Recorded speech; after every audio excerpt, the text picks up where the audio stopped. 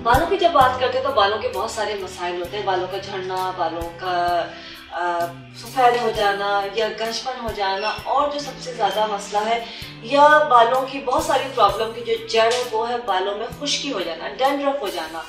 और डैंड्रफ भी कई किस्मों की होती है, उसके लिए डिफरेंट डिफरेंट चीज़ें हम बना रहे होते हैं, बता रहे होते हैं। लेकिन आज हम बनाएंगे एक ऐसा टॉनिक बालों की डैंड्रफ के लिए, डैंड्रफ टॉनिक बनाएंगे जो कि नेचुरल है, और उसको लगाने से कुछ ही दिनों में बालों की जो डैंड्रफ है, सर की जो डैंड्रफ है वो ख़त्म हो जाती है।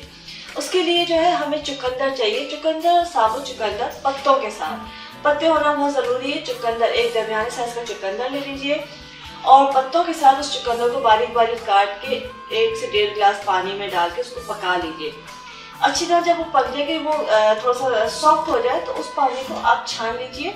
वो पानी आप किसी बॉटल में भर लीजिए और उस पानी को स्प्रे आपने करना है बालों की जड़ों के अंदर। अच्छी तरह से पूरे बालों की जड़ों में उसको लगा लीजिए, थोड़ा सा मसाज कीजिए और आधे घंटे के लिए छोड़ दीजिए। आधे घंटे के बाद अपना शैम्पू कर लीजिए। 3 से 4 एप्लीकेशन में जो है बालों का डैंड्रफ जो है खत्म हो जाएगा।